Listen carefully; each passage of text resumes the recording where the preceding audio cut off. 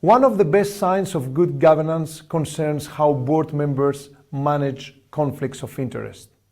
Yet, this is a difficult, often sensitive matter, and not everyone is super confident about how she or he should deal with it.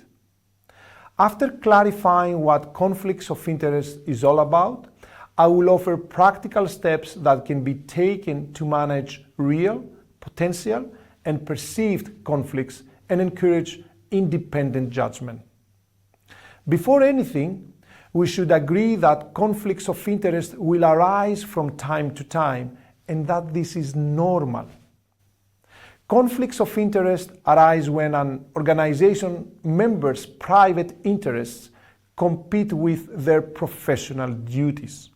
For example, it is legal to award a contract to the best qualified company even if that company is owned by a relative, but that member could not be part of the decision-making process.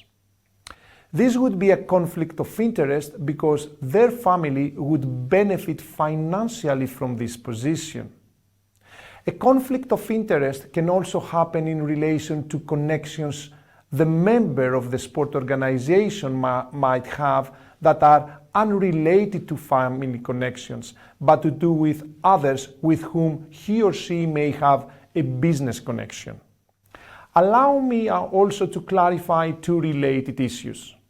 First, declaring a conflict of interest is not an admission of guilt. It is simply the first step, the necessary first step for dealing with the actual conflict of interest. Similarly, if you want to point out a possible conflict of interest, this should not be regarded, it should not be seen as an accusation.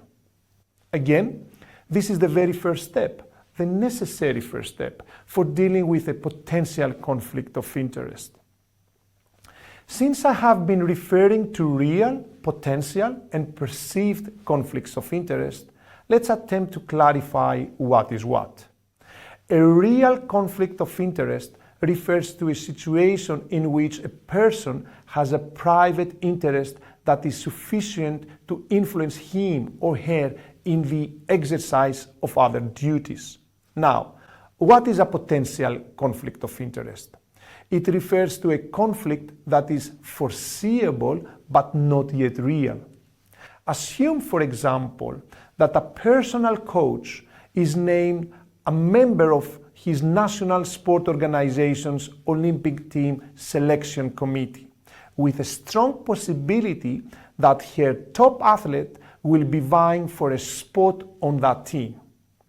At this stage, it is still a potential conflict because we are unsure whether the athlete's performances will lead her even to be considered for the team.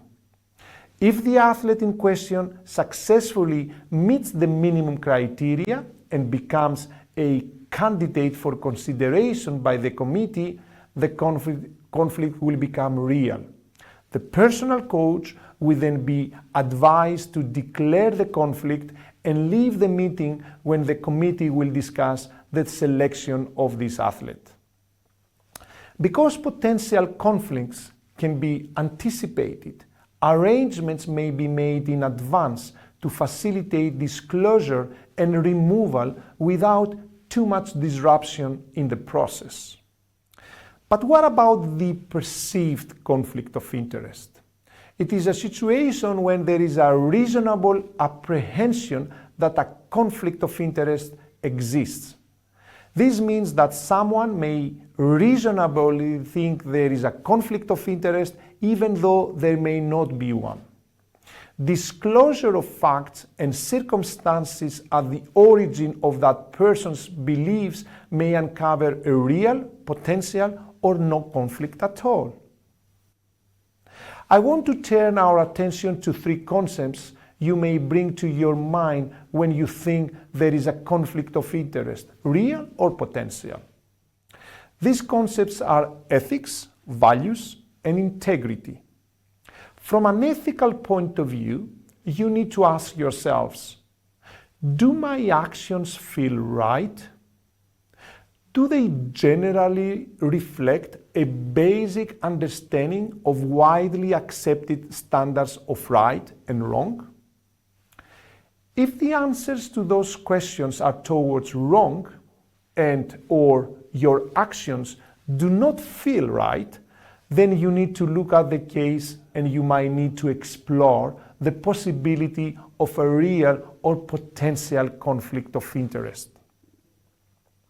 Regarding integrity, you must ask yourself, am I honest about all facets of the situation? Do the right people know what's going on? That is, the fellow board members, my fellow colleagues. If you are, for instance, responsible for a particular task within the organization. If the answers to these questions are yes, then there is nothing to worry about. However, if your answers to those questions are closer to no, then again you might need to look at it and explore the possibility of a real or potential conflict of interest.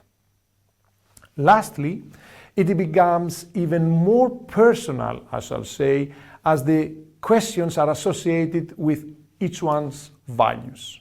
So you ask yourself, are my actions aligned with my values and those of the sport organization I represent? If your answers are no, then you might need to look at this again and explore the possibility of a potential or a real conflict of interest. Now that we have explained the key terms of this session, let's move the discussion to more practical solutions.